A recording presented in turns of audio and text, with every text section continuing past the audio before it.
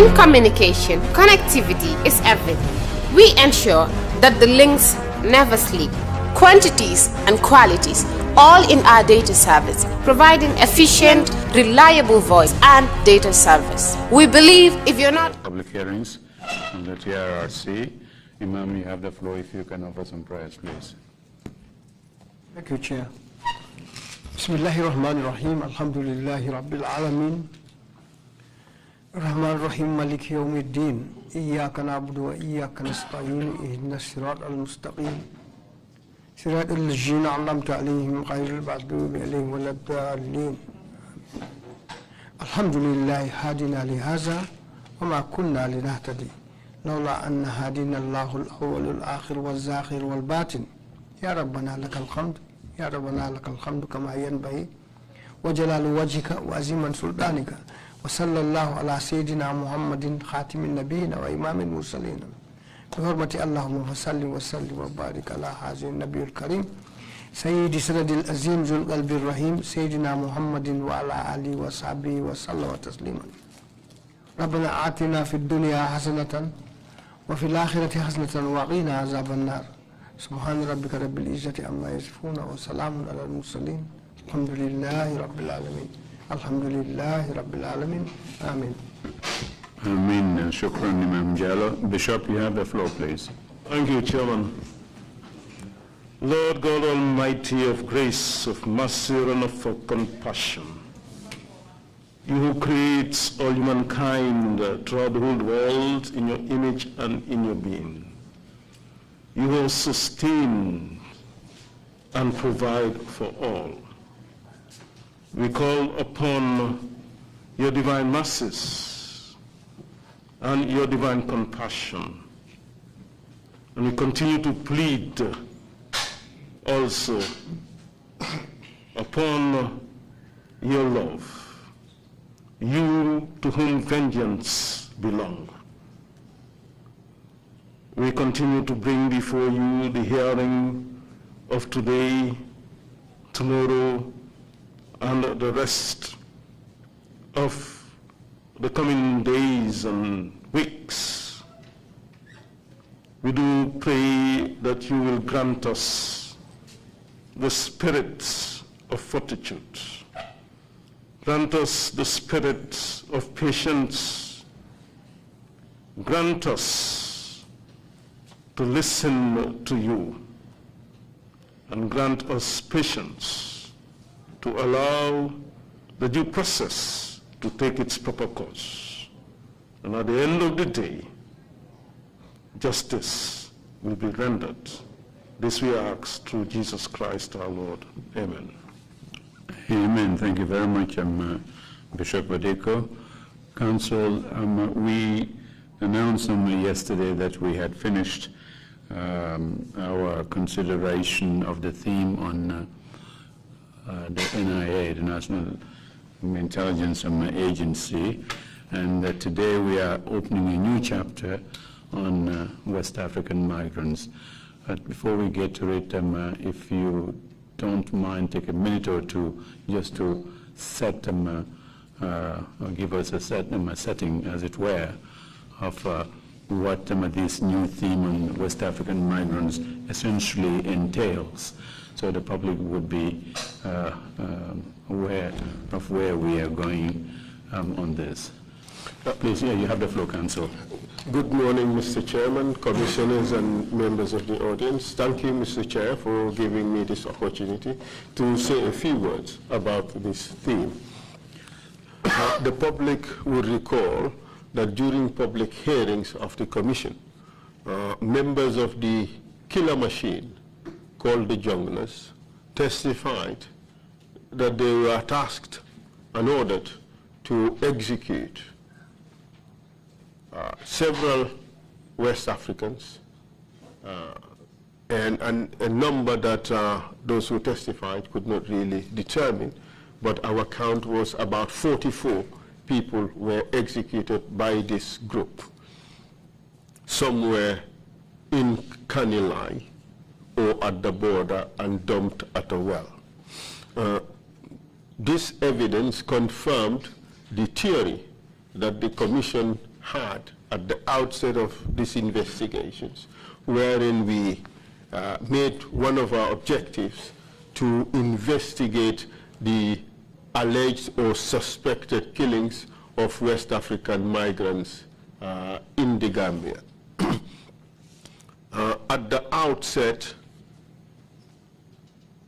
evidence emerged that about 8 West Africans were killed at Brufut.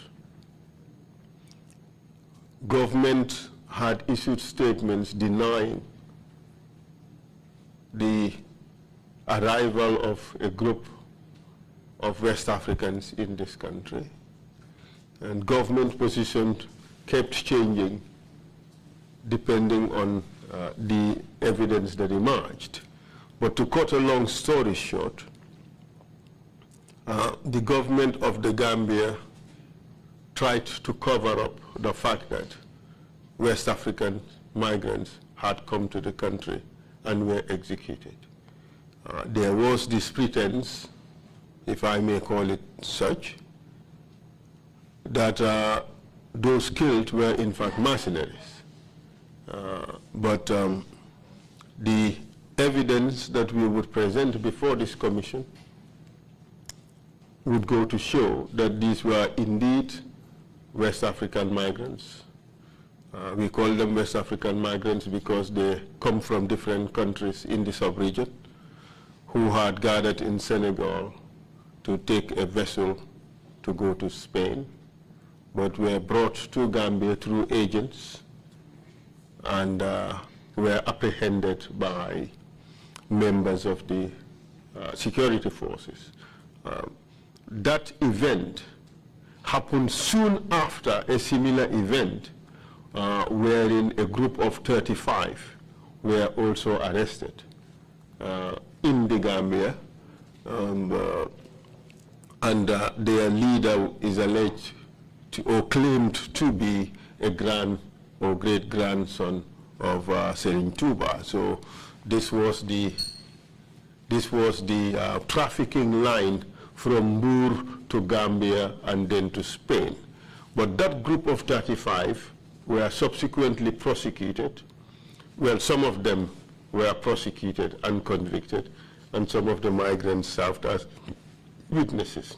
Unfortunately, this group of 50 who were apprehended at Bara received a completely different fate together with their agent in Gambia.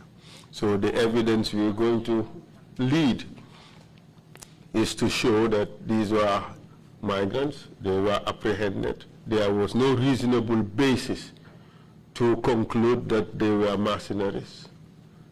They were executed in cold blood at different stages, at 2 different places in the country. But more significantly, the government took massive steps using the public administration machinery to cover up this big crime. The hearings is intended to expose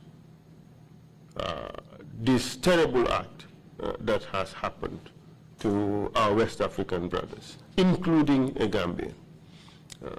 Essentially, that is the purpose of this hearing. Thank you very much, Mr. Chair. Thank you very much indeed, my counsel, for that setting that helps us understand what we are getting into. I assume also that in view of the fact that the nationalities are involved, that the hearings here would get testimonies from non-Gambians as well. If you can confirm that. Yes, Mr. Chair, we would have received testimony from non-Gambians, mainly Ghanaians, some of whom were present when these things happened.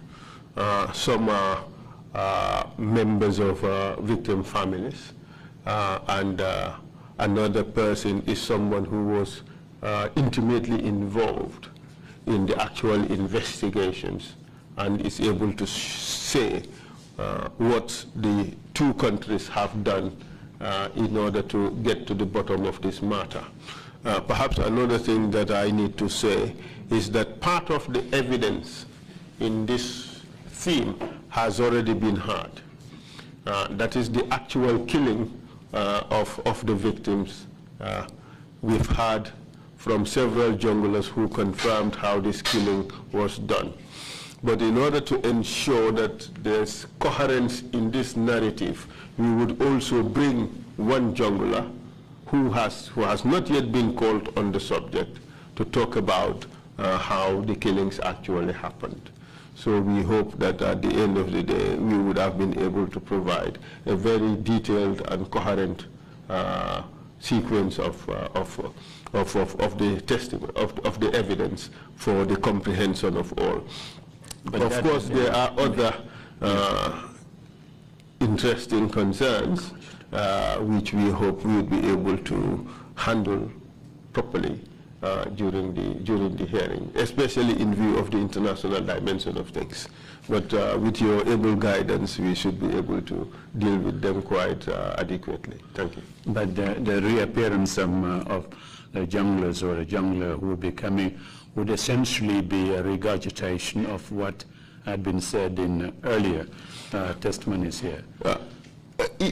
In a sense, yes, but from his own perspective and from his own participation, but essentially confirming what everyone else has said. Fine, splendid. You may now continue, counsel, with the witness if you're ready. Thank you very much. May the witness be brought in, please.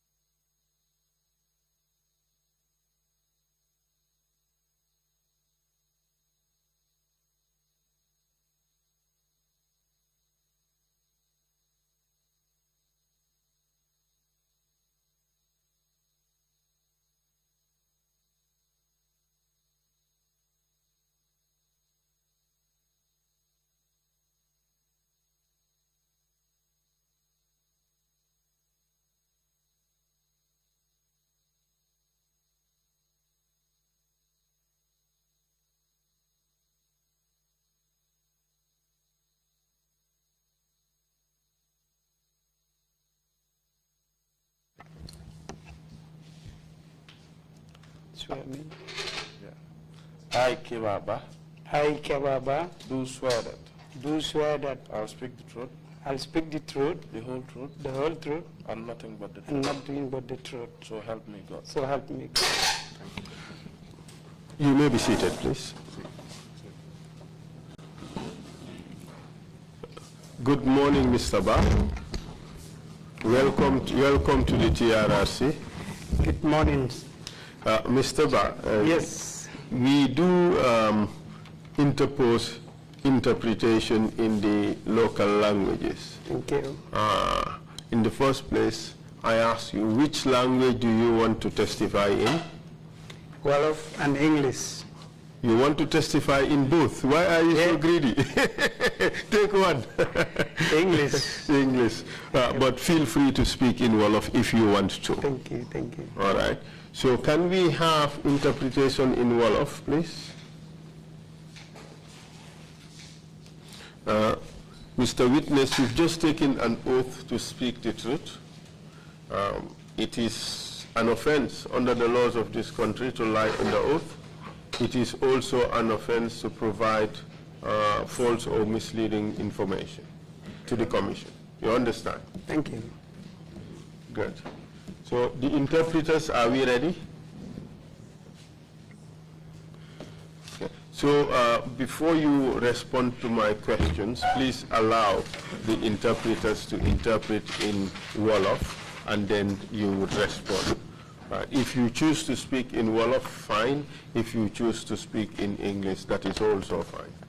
Speak whatever Gambian language you wish, and it would be okay. All right? You understand? Thank you.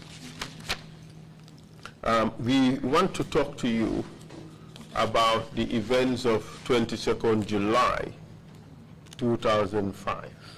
dañ bëgga waxtaane xew-xew yi nga xam ne moo xewoon ñaar fukki fan ak ñaar weeri July 2005. But before we do that, could you provide us with your full name, please? Waaw balaa ñoo def loolu nag ndax di ñu mën a wax sa tur ak sa sant. Yes, my name is Kebba Bah. maa ngi tudd Kebba Bah. What is your date and place of birth? Kañ nga juddu ak fan nga juddoo? 13 March 1962 at Bara. fukki fan ak ñett ci weeri March 1962 ci Bara.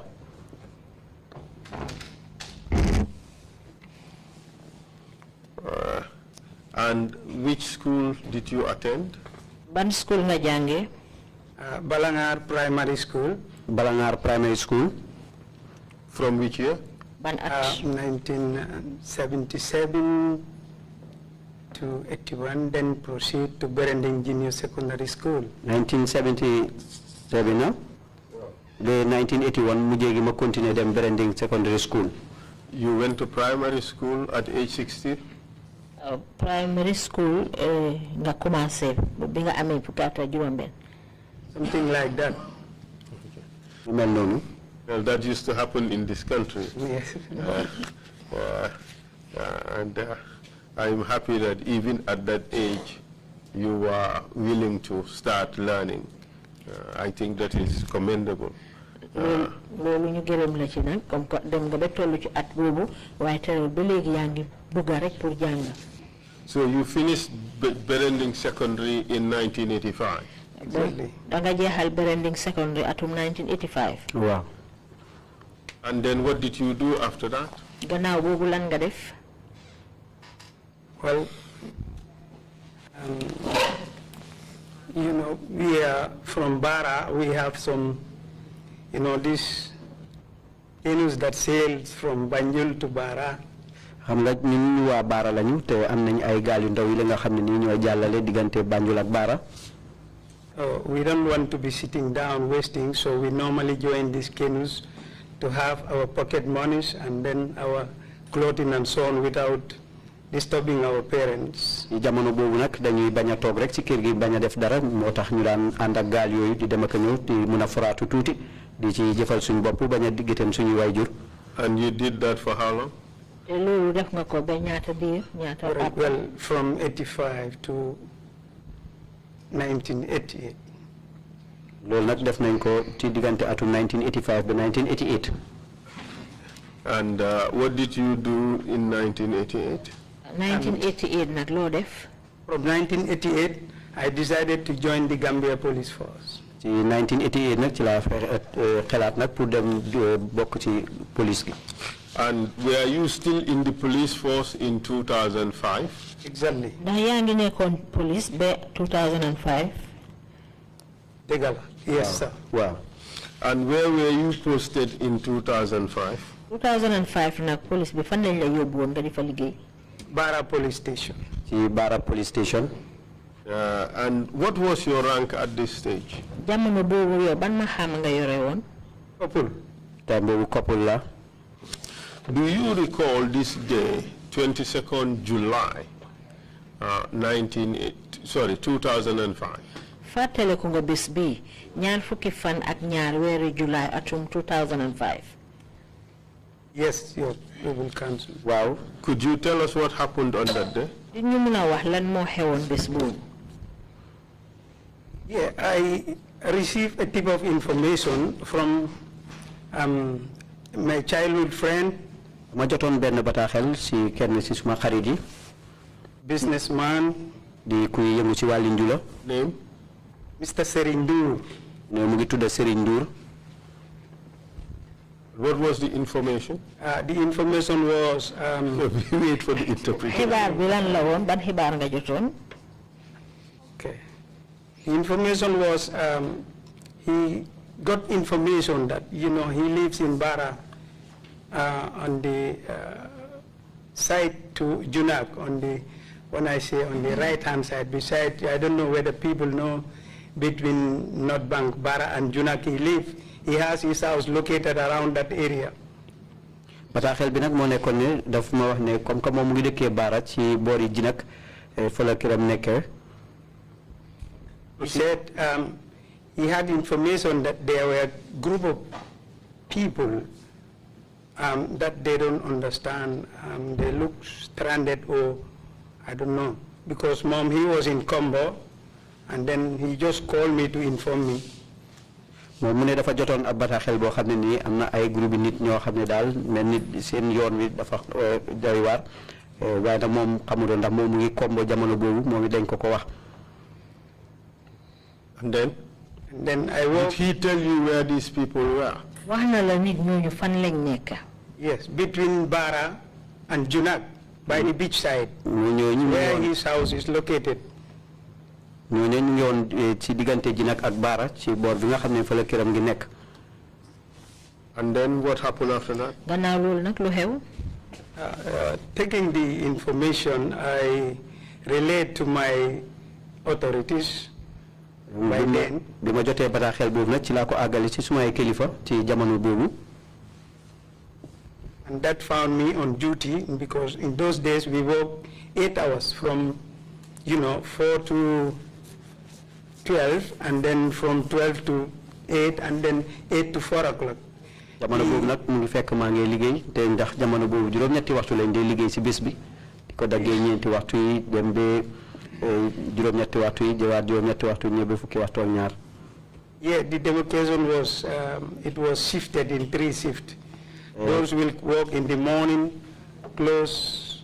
Others will come for afternoon, close, and others will come for night. ay liggéey bi nag dañ ko xaajoon ci ñetti boor ñii dañuy xëy ci suba gi ñii gontu ñii dal di fanaan. And what time did you receive this information? yow ban waxtu ci nga jot xibaar boobu. Well, I can't remember, but it's about from 4 o'clock to 6 onwards. Between 4 and 6. Thank you. ma fàttale ko waaye nag lu ci munti xew daal diggante ñeenti waxtu jëm juróom-benn waxtu yi ci ngoon la woon. And you said you reported to your authorities. léegi nga ne nag bi nga jotee xibaar bi yow danga ko yëgal sa ay kilifa. Who in your authorities did you report to? ci kan nga ko yëgal. By then I have Inspector Jawara Demba was my SO. jamono boobu nag Inspector Jawara Demba moo nekkoon suma SO. And by SO you mean station officer? Station officer. Sorry. And what did you tell him? lan nga ko wax.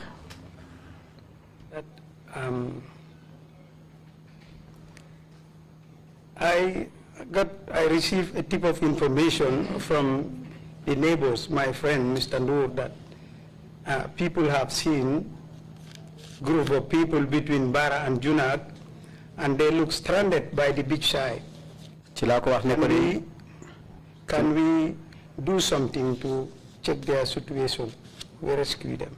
ci laa ko wax ne ko day jar naa benn bataaxel ci suñu benn dëkkandoor ku ñu xamee Serigne Ndour nekkee ci boori Bara ne nit ñi wax nañ ko ne am na ay nit ñoo xam ne dañ nekk ci seen gaal gi te seen gaal gaa ngi costé ci boor boobu ndax duñ jéem a def fexe pour ñu leen a sowee.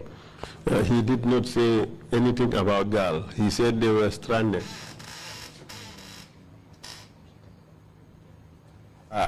ñu ci boori géej gi nuru ñoo xam ne daal amuñ pexe buñ fa génnee. Thank you. Okay, sorry. And what did Mr. Demba do with regards to that information you gave him? sa Demba nag ba nga ko joxee xibaar boobu lan la def. I was number 1 to be detailed. maa nekkoon pour njëlbeen koo xam ne nii nag danañ ko leeral. And then we were able to get 2 boats, 2 local canoes from Bara. lañu fexe nag am ñaari gaal yoo xam ne nii ci Bara. Boarded by experienced sailors within, Bara Banjul. That is one Alaji Jassam. dawal ko nag di ñaar ñoo xam ne nii màcc lañ ci dawalam gaal diggante Banjul ak Bara kenn ci Alaji Jassam. And the other one was Mr. Ndour, who is Pa Ndour, who is late. keneen ki nag ndem si yàlla Pa Ndour la. And what was the purpose of that?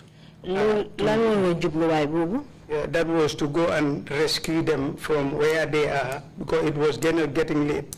And that distance between Bara and this place, Junak, is full of these, wild animals like hyenas and so on.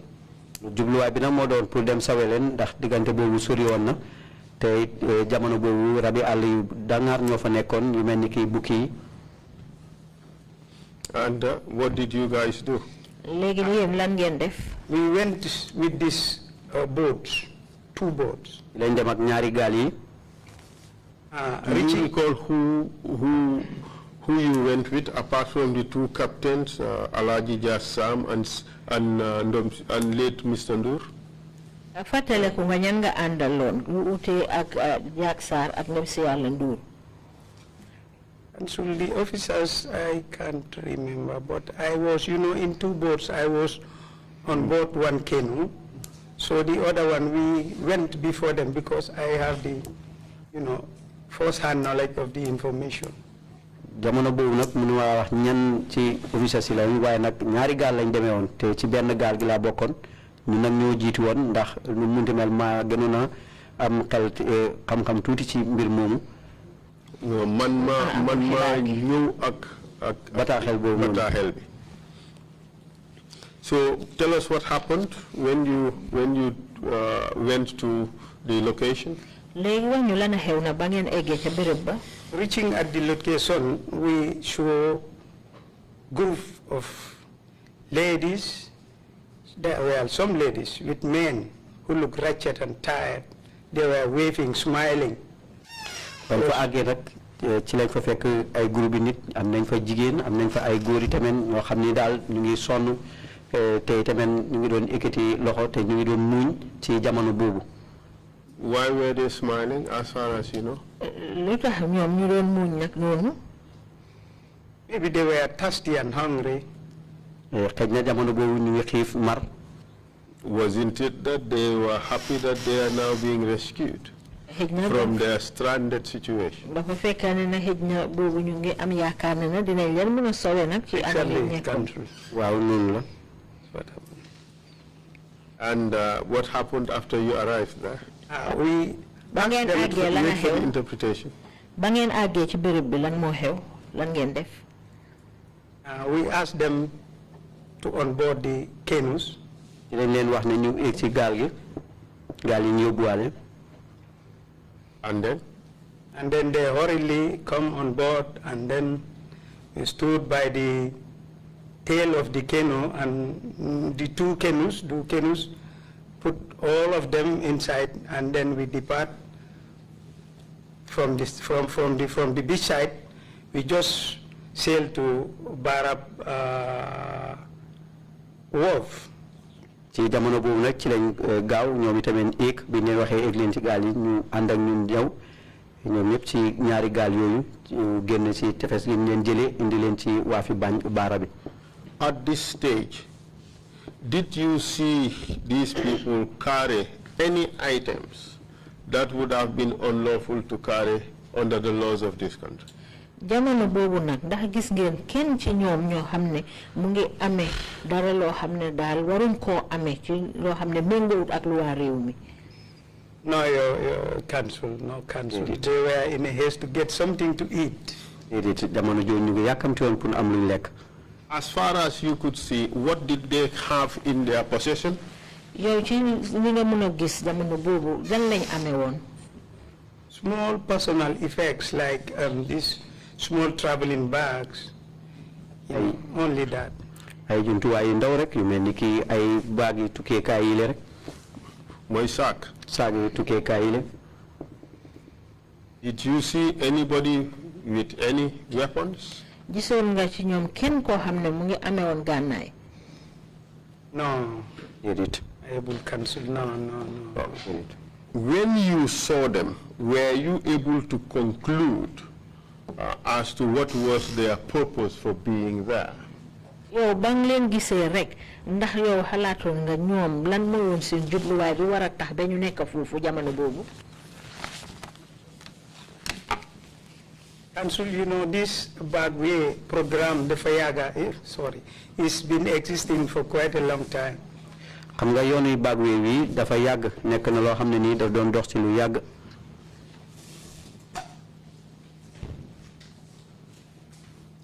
Proceed. So I thought maybe they were mistakenly or wrongly dumped around that area. ci jamono jooju nag dama yaakaaroon rek ci njuumte moo taxoon ñu dal di leen costeloo foofu. Are you suggesting that these were backway travelers? bon dafa mel ne nga bëgg a wax ne ñii ay tukkikat yi ñoo wax backway leen woon. Yeah, something like that, because they were with some foreign money, some dollars and so on. waaw lu mel noonu ndax jamono jooju ñu ngi koppar yoo xam ne ni koppar yi bitim réew la ñu mel ni ay dollar. Did you ask them any questions at this stage? ba ngeen fa fekkee nag ndax am na yenn laajte yoo xam ne laaj ngeen leen ko. Due to the, they were hurried, they were looked to be tasty, and tired. From the picking ground, we just bring them to Bara, to the wharf, where they drop down and hurriedly start buying food, stuffs, buying drinking waters, and so on. Ndek jamono boobu seen nekkin bana mel ñu ngi yàkkamti woon xiif ak luñ lekk ak luñ naan dañ leen jël rek indi leen ñu wàcc dal di jënd luñ lekk ak ndox mi ñu naan. As far as you were concerned, these were migrants. yow daal ci sa wàllu gis-gis daal ñii ay tukkikat lañ. Something like that. waaw lu mel noonu. But is it something like that, or that was it? daf ko nuru wala loolu la woon ci boppam. Anyway, I think that is that. That is that. foog naa daal loolu la woon. That is that. Mr. Witness, don't leave it to ambiguity. Yeah, they are travelers. Could you answer? Hello? I said, let the witness not leave it to ambiguity. Leeral ko nim gëna leeré. Waaw ñooñu suma gis-gis daal xëy na day gaal bu leen den yóbbu the boat that was carrying them, maybe because normally they travel by those people travel at the back way they go at night. Maybe it was daytime. This man, the boat dropped them there mistakenly. Maybe that's what I think. ci suma gis-gis daal li ma yaakaar moo nekk ni rek comme que gaal gi guddi lañ ko dee doxal bi bor seetee ci bëccëg bi rek ñu dal di leen fa wàccee ci ak njuumte ci li ma foog.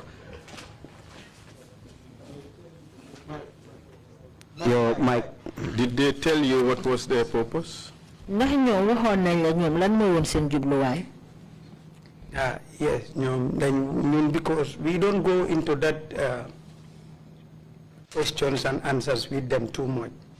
ñun nag àgguñu nag ñoom ci laajte yeeg tonte yooyu noonu. Did they tell you who they were and what was their reason for being there? ndax waxoon nañ la ñoom ñooy ñan ak lan moo tax ñu nekk foofu. No, my able comes, because what happened is when we came to, they were in a hurry to, get into town and get some food, because we did not have that rapport with them. We were just to rescue them from where they were, because that area, it was getting dark and you have infested with full of hyenas, very wild animals living around that area. So we just want to take them out from that area and bring them to. déedéet ñun suñu ñëw nag ñoom sax ci loolu ndegem ndax ñoom biñ wàccee ñu ngi yàkkamti woon lool pour mun a jënd luñ lekk ak luñ naan ndax nag jamono boobu ñoom fañ nekkoon nekk na béréb boo xam ne nii béréb bu raglu la ndeg rabi àll yi fa nekk yu mel ni kii ay bukki. So when you arrive at Bara, where did you take them? léegi ba ngeen eggee Bara nag fan ngeen leen yóbbu. We take them to the police station where we met other sister forces, immigration and the others, and those people start their, regularities as taking names and address, screening them, and that takes time. It went up to around 10, 11 when our time finished, so we closed and left them there. jamono boobu nag ci lañ leen yóbbu ci police station bi ñu fekkante fa ay yeneen i buntu liggéeykaay ñoo xam ne ñu ngi liggéey ci wàlli kaaraange gi lu mel ni buntu liggéeykaay police bi saytu wàlli kayiti réew mi di immigration ñu leen ay seet nag seen i kay def seen i liggéey fa lañ nekk nag ba fukki waxtu ak benn bi suñu waxtu wàcc jotee ñu bàyyi leen foofu. before you left this station, you said their details were being taken. Where were those details being recorded? Balanga don baye ko fofu ci station ba nga ne ñi doon binda seeni mbir li nga xamne mom ngeen binda nonu nak ci fan ngeen ko don def. I am not part of those who were. I was part of those who went for rescuing them. But I know one thing, in a group of people, they will just take white paper and take jottings because they were too much. Maybe they were about, if I can remember, they were about 50 plus, 52 plus, if I can remember. Jamono bobu nak man bokk mon ci ñi doon bind man ci ñi demone pour sauver lañ rek ci la bokkon. Légui nak li ñu doon def rek moy comme que dañ bari ay feuilles weex yi rek lañ jël jënd daldi bind seeni bind man ci ñi nga xamné dañ demone pour sauver lañ ci la bokk. As a police officer, is there any record that must be kept of events that have been reported to the police or of which the police is aware of? Yow police nga ndax amut fenn fo xamne fa lañ dé binda li nga xamne moy xew-xew yi nga xamne moy am ci police bi ak ni mo doxé jamono juju amut fenn fuñ ko dé binda. Yes, there must be, there should be. Wow, fox rek war na am fo xamne ni fofu lañ koy bind. Mr. Witness, let us cut the pretense. We all know what has happened and you all know what your procedures are. Tell us exactly what your procedures are and what happened.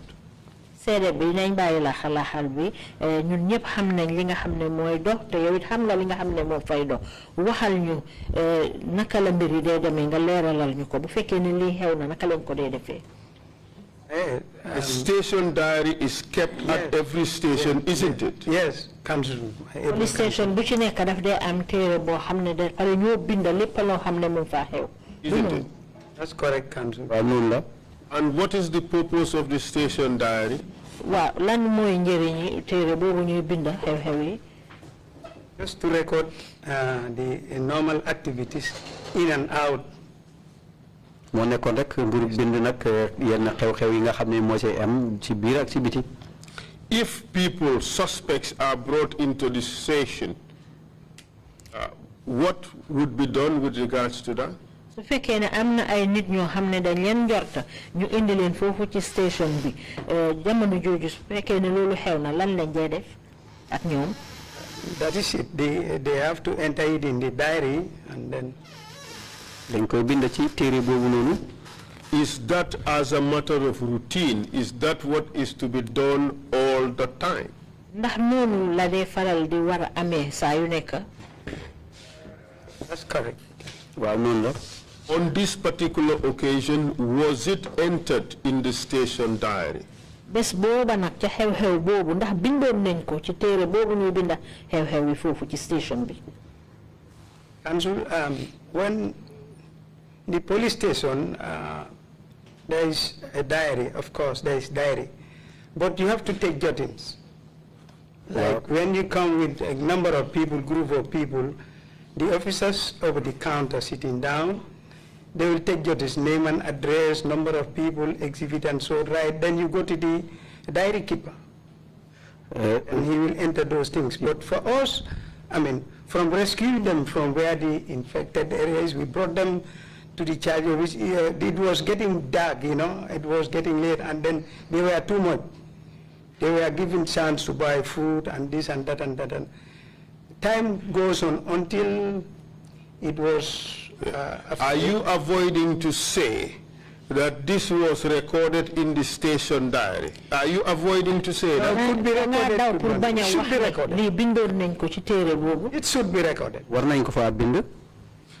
Was there any reason why it should not be recorded? It should not be. It should be recorded. In fact, as a matter of course, it was recorded and you know that. Council, it should be recorded, but I was not on the diary. I am a rescue officer. We bring them in. There were other officers who were over the counter. Man ci ñi nga xamné ñoo ko expected to do what they should do, council. Man nekkuma ci daayira bi man nekkon na ci ñi nga xamné ñoo demone sowé ji len am na ñu waroon nekk daayira bi te séntu nañ ne ñoom war nañoo def li ñu waroon a def. All right, let's take it step by step. léegi dañ ko jël benn benn.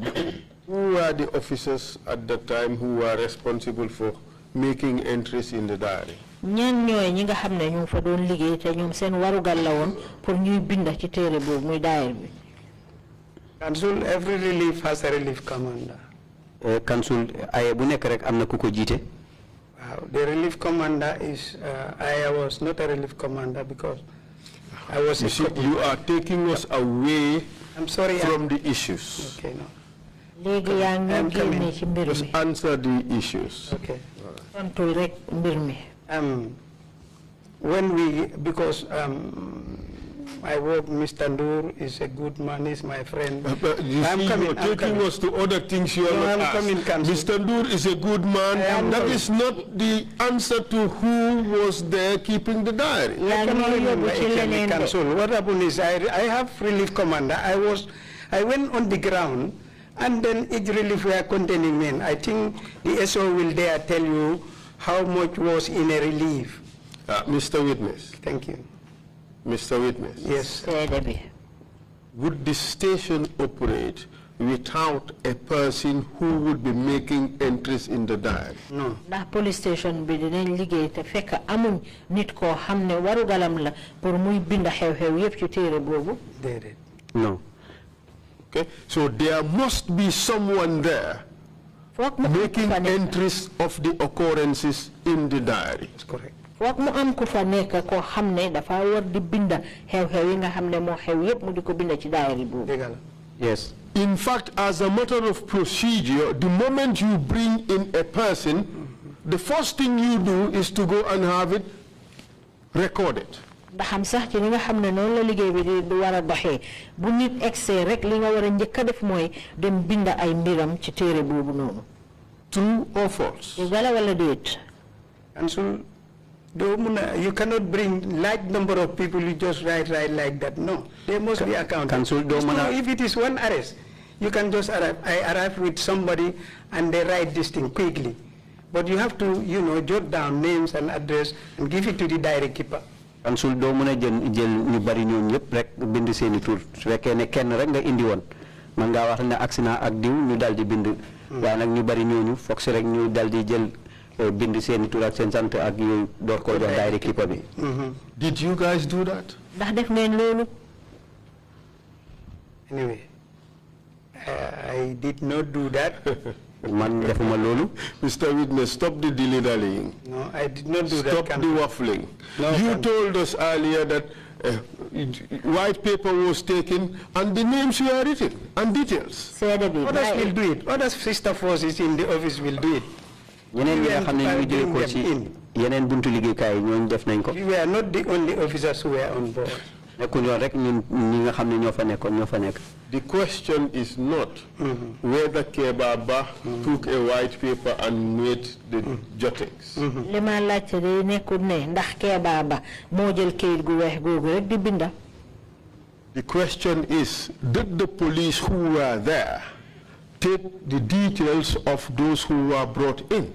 li ma laajte mooy ndax police ya nga xam ne ñoo fa nekkoon jëloon nañ mbiri ñooñu yëpp bind ko ci téere bi. war nañ ko mën a def because yes, you have done it. I think, Mr. Witness, you are deliberately refusing to answer the question, and this is disappointing for an officer of the force of the security forces. Answer the question. Council, yes, they did it. Council, wow, def nañ ko. Why did it take you so long to say this? Because all of you are trying to cover up this terrible crime that has happened by refusing to say that these things were recorded in the book.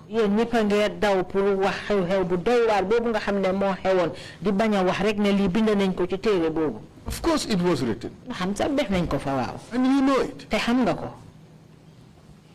Apologize to the Commission for wasting our time, for twisting and taking us astray, and refusing to say that this thing was recorded. Balul nak ci commission bi li nga xamne jël nga suñ waxtu yépp di wondalu wiri wara pour baña wax rek ne bind nañ li ci téré bi.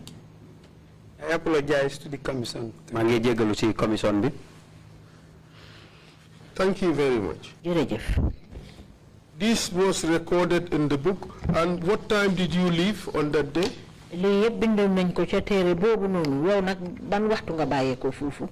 Council leave to where? Leave to go home or leave to the scene? What time did you leave the station? Police station 11 onwards, 11 to 12, because we parade 30 minutes before the hours. When it was 3 shifts, we parade 30 minutes, that is 11:30. The other relief will come and the other relief will start taking over from 11:30 to 12. Liko dagge fukki waxto ben lu tege fanweri minute jëm fukki waxto ñaar ci xaji guddi ndax jamono bobu nak ci la ñoy rang gannaaw bu suñu ayé jéxé bala benen ayé di ñew jëlé ci ñun. As at the time you were leaving, where were these people, the group that were rescued and taken to the station? Yow nak jamono joju nga bayé ko fofu ci police station bi ñoñu nga xamné ñom nga da won sowe ji aneñu. I left them at the police station.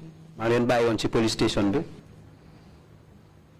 What were they carrying at the time you left them at the station? Police station small personal effects, bags, clothes, dirty clothes, and so on. They were buying food, drinking, washing. I juntu way yu ndaw rek yu melni ki saagi tuké kayile ak ay yéré ak yenen yéré yu tilim di jënd lek gu ñuy lek ak lu ñu naan. At this time, at the time you were about to leave the station, what was the view of you and all the officers in the station as to the purpose of the people who were just rescued? Yow jamono ji nga xamne ya nga baye police station bi fofu nonu yow ak ñeneen ña nga xamne ñuy sa ay liggéeyandoo bi fa nek lan moy won seen gis-gis ci mbiri ñooñu nga xamne ñoom ngeen demon sowe ji. We sympathize them, we sorry them because they were ladies. Ñu leen yërëmon ndax amna ay jigéen. You see the manner, the way and manner they were eating breads and these things, you sympathize them. Gisé ci anam biñ doon lekké sax dañ leen ay yërëm themselves and so on. You really sympathize. We sympathize them. Dañ leen yërëmon dal. Was there any reason, anything at all, to suggest that these people were a threat to the security of this country? Ndax amon na dara lo xamne mënon ngeen ci sukkandiku lu leen mëna wax ne wala lo mëna fokk lo ne ñi ay nit lañ yo xamne dal dinañ xéjamal karangi réew mi. No, you're able cancel. No.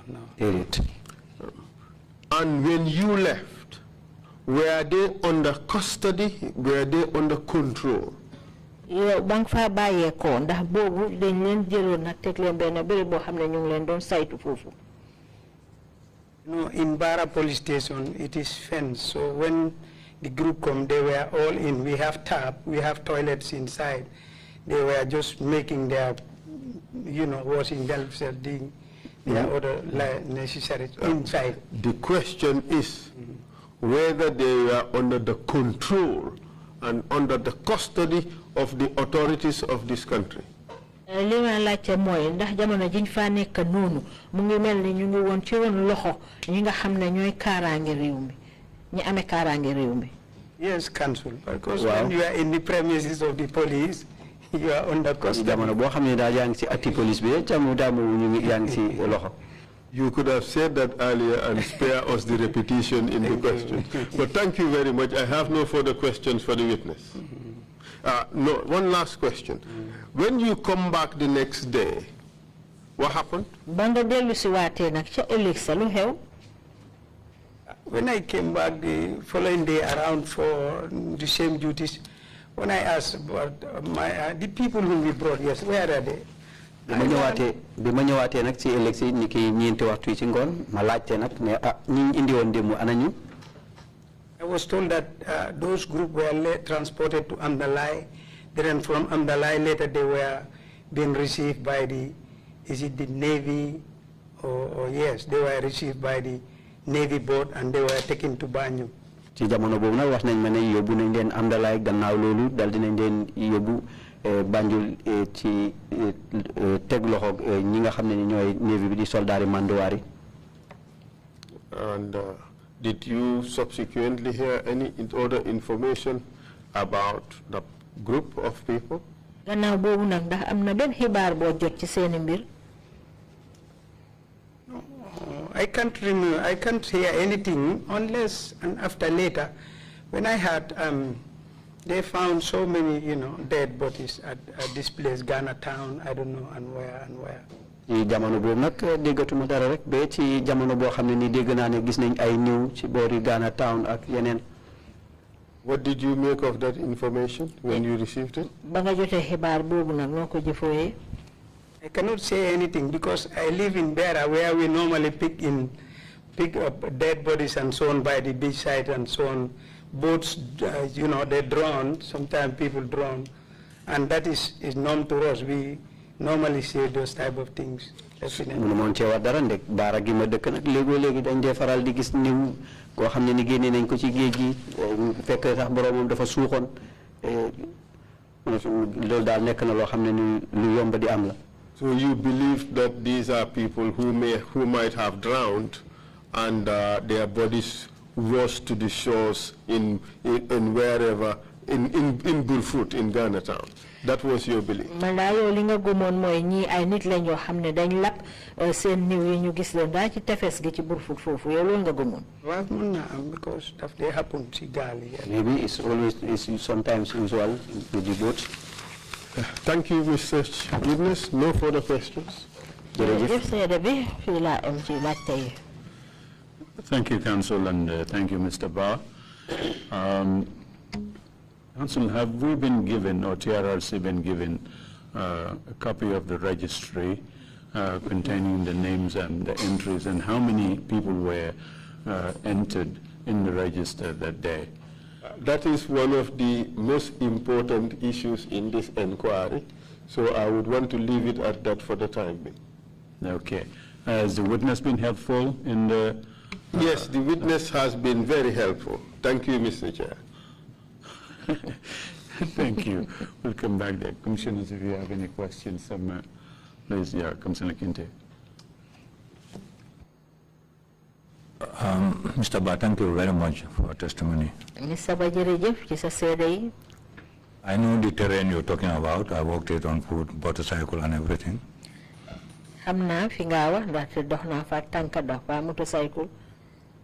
What I want to ask, one, were they closer to Bara or were they closer to Kajata? Lima laajte mooy fa ngeen leen fekk noonu Bara la gën a jege wala Kajata dina Kajata la gën a jege. It's closer to Bara. Bara la gën a jege. Two, were they in another canoe and you asked them to come over to your canoe, or they were on the shore? And if they were on the shore, was there any other canoe around? Like if they were stranded, maybe there was no fuel in the canoe or whatever. Lima laajte nag mooy ba ngeen leen fa fekkee da ngeen leen fekk ñu ngi ci biir gaal wala da ngeen leen fekk ñu toog ci tefes gi ndax gis ngeen benn gaal goo xam ne mu ngi fa xëj na ngeen xalaat ne essence am moo jeex wala dafa paan wala lu mel noonu. No, when we came, when we arrived at the point, they were deep inside this thick forest.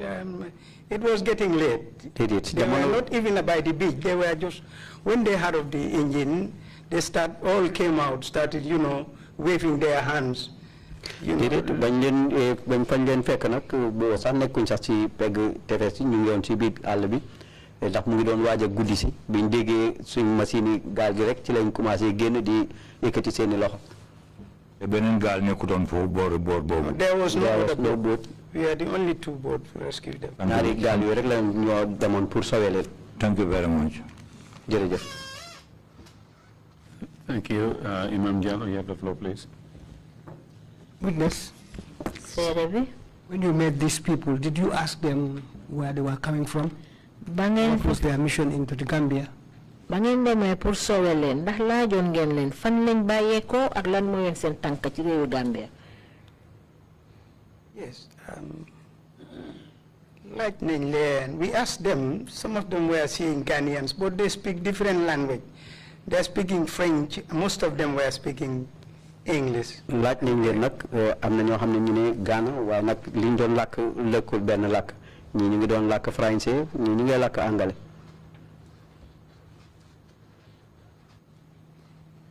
fine, thank you. Mr. Bah, how large was your rescue team?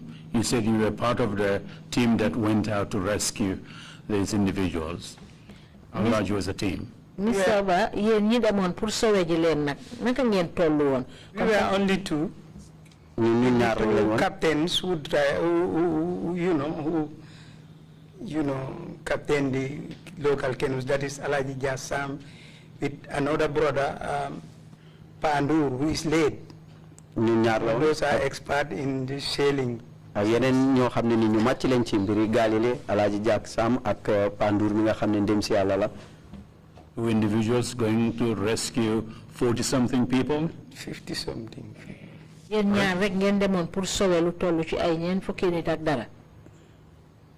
Yes, Council, because the area was infested by hyenas, so it was not safe, and we are police, we protect life and property.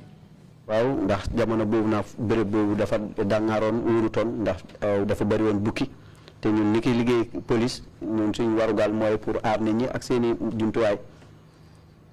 So you couldn't risk sending 10 rescue team members just to save yourselves from the hyenas? Bon dafa mel ni bëgg leen woon a ebal lu tollu ci ay fukki nit yoo xam ne ñoo leen di sawe ji ndax rek ngeen ragal rek pour ñu songal bukki songaleen. No, Council, because hyenas will come at night. Chairman, my able chairman, hyenas will come at night and it was getting late. It was not time for the hyenas to come out. Jamono boobu duutoon waxtu pour bukki yi génn ndax bukki yi ñoom guddi rek lañ dee génn. Hyenas didn't know that there were 40 people. Bukki day xamuñ woon ne ay ñeen fukki nit nga fa de. Well, the arrest and rescue, how did that happen? You went out to rescue these people, not to arrest them. But what was the sequence? First, go and arrest some of these individuals you don't know? I'm a bit unclear on that. If you can just go over the sequence from rescuing them and then arresting them. Dafa am lu ma leeru na ba ma ko mënee leeralal naka la mbiri toppalante da ngeen dem pour sauver leen ba pare doo leen arrest wala ngeen dem arrest leen sauver leen.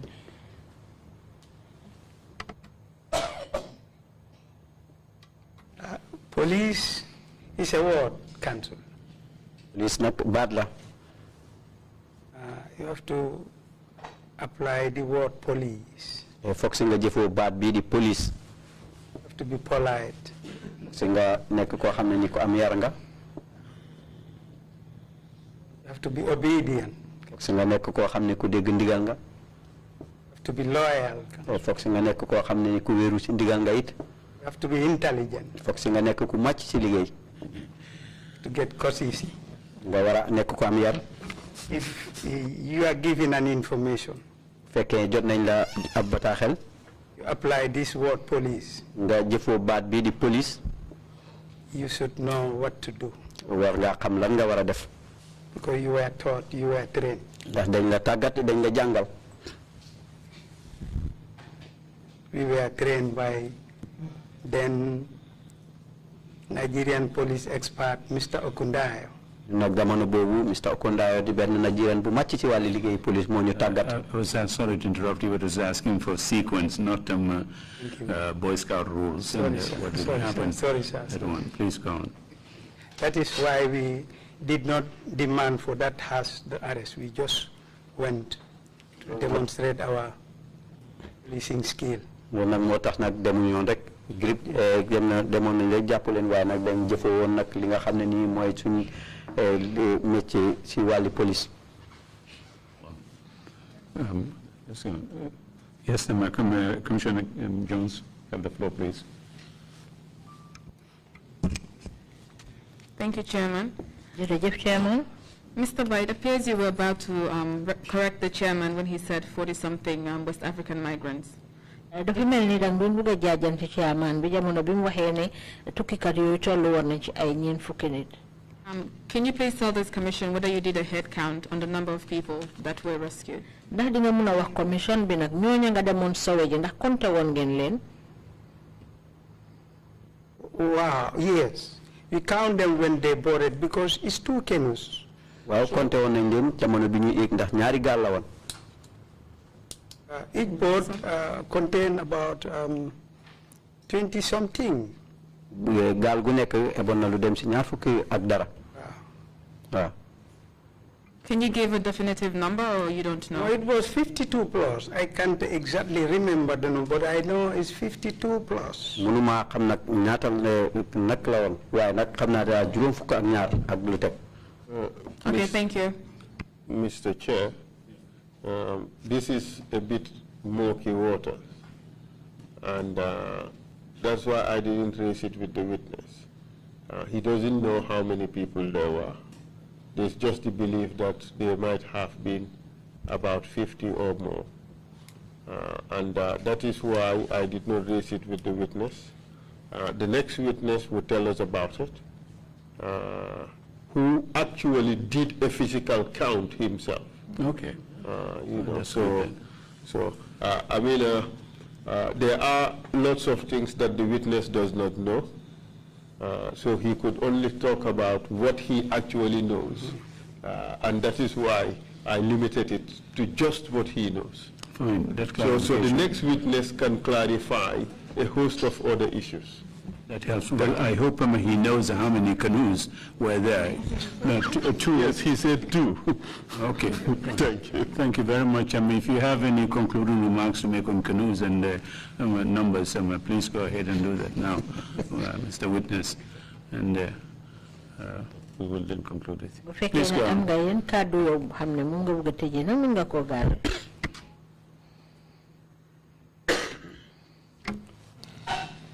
Yes, I have to thank the commission. I have little to say. Dama wara gërëm nak commission bi na amna lu tuti lu may wax. The benefit which goes to the entire Gambian and the whole world at large. Di njëriñ loo xam ne nag jëm ci Gambia yépp ak àdduna bi yépp. We have our kids, our families, Europe and here and everywhere. Nga am suñuy xale ak suñuy njaboot fii ci réew mi ak ci bitim réew ak fu nekk. They listen to the commission and they look at it. They déglu te they seetaani tamit commission bi. They enjoy it. Te tamit nag danañ ci déglu. Truth and Reconciliation Committee. Ci li nga xam ne mu ngi jëm ci wàlli seede ay dëgg ak mbiri jubo committee bi nga xam ne ñoo ko saytu. It's good. Lu baax la. In our manual, there is a saying we say, find the facts, mind the feelings. Ci kaw nag li nga xam ne nii mooy suñu taxawaay ci buntu liggéey bi dañ dee wax ne nag ñu seet lii dëgg bi tey tamit nag fàtte li nga xam ne nii loolu la def ci ñun. We are police. ñun ay police lañ. We are paid by you people. ñun nag yéen a ñooy fay di Gambien yi. We will try. danañ fexe jéem. to deliver our service. àggale nag suñu service. to the maximum. ci nu mu munti toll. as expected. ci li nga xam ne moom lañ séntu ci ñun. There was a police advisor, Mr. Famara Jammeh. Amoon na benn ku daan yedd nag police di Mr. Famara Jammeh. He will tell us if people tax are collected and give it to you. Bu wax nañu ne bu fekkee ne naamaay nit ñi dajale nañ ko jox la ko. You receive that salary without delivering what is expected from you. Tey tamit nag nga jël nag xaalis boobu noonu te àggale woo li nga xam ne loolu lañ séntu ci yow. Is fire. Loola kon safara la. Famara Jammeh used to tell us that. Faray Jammeh na moo ñu daan wax kàddu yooyu. So with that advice, ci kaw ndig loolu noonu. myself and everybody and the young ones. Suma bopp ak ñeneen ñi nga xam ne ni ñu ngi ci. Let's serve them. Nañ leen àggalil suñu service. Let's demonstrate our police work. Nañuy wane nag lii di baat ak police bi.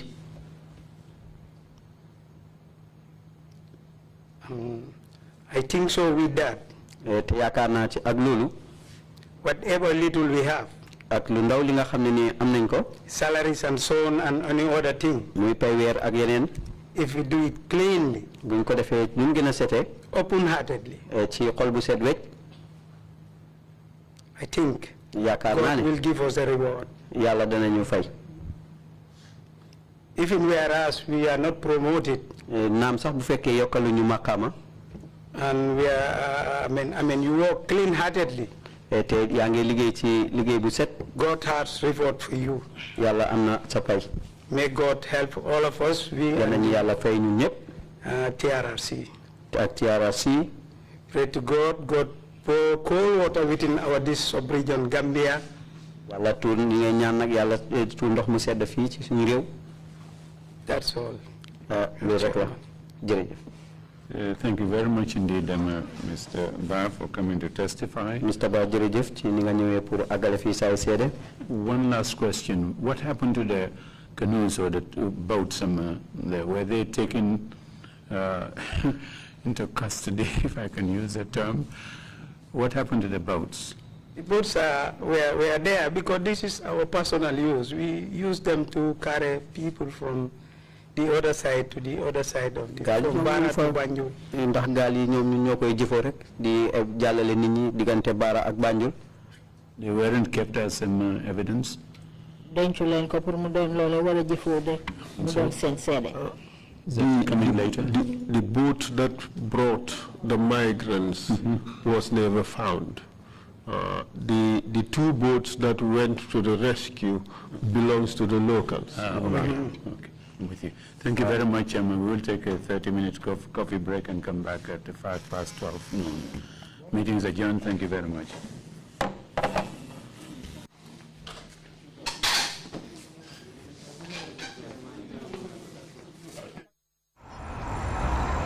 When we touch down, better broke down.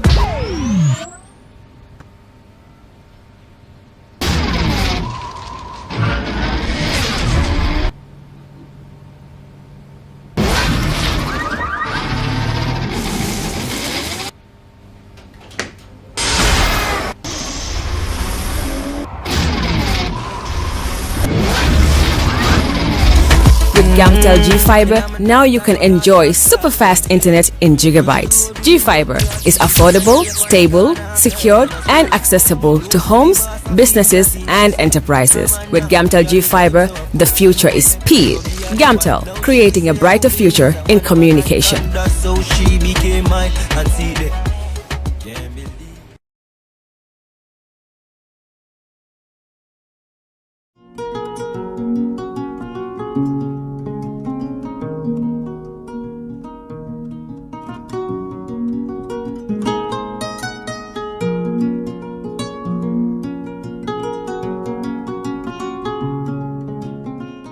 For all your pastry, bakery, and quality food, CK Restaurant is the only place to be.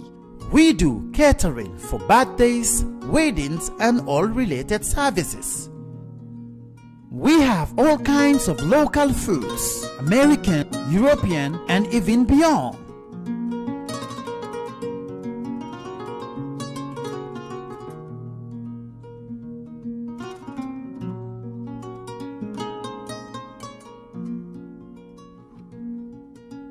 Come and have a taste of our local juice, ebe, and other services.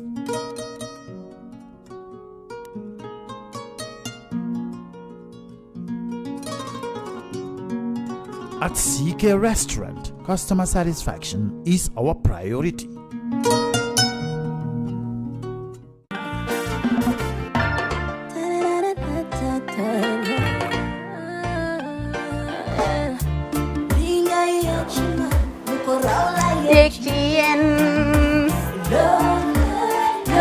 Love like fire. Wow.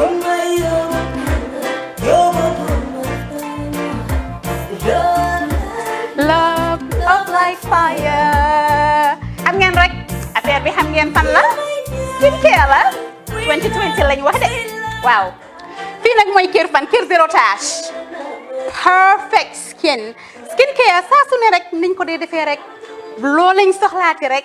Maanaam bu ngeen am problème ci seen skin ngeen xam ngeen fan la. Fii ngeen di ñëw.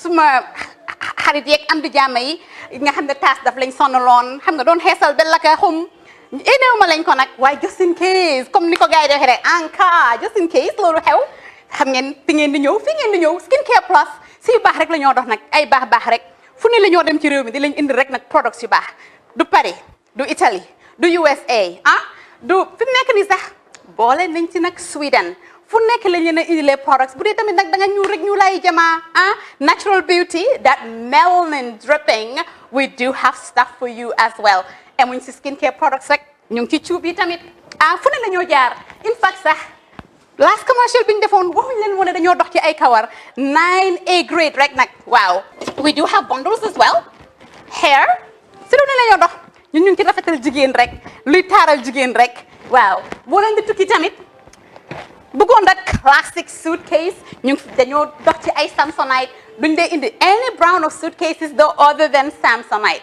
comme li ma dee wax rek boo eggee airport dëri Samsonite dafa am nuñ laa xoolee waaw ngeen ne lan nag waaw skin ci moom la ñu gën a xamee nag skin care products ci moom la ñu gën a xamee ñu ngi dox tamit bentee tamit si ay dàlla waaye man nag skin care mooy suma specialty xam nga rek jigéen bu sa xar kanam réglé loo def mu jag am nañ Patricia Reiner, Kiwi Eye, the whole range, Lighten Up Gold, Tomatine. I mean, the list can just go on and on and on and on. Lépp loo xam ne rek luy taaral jigéen la ci yooyu rek la ñoo dox.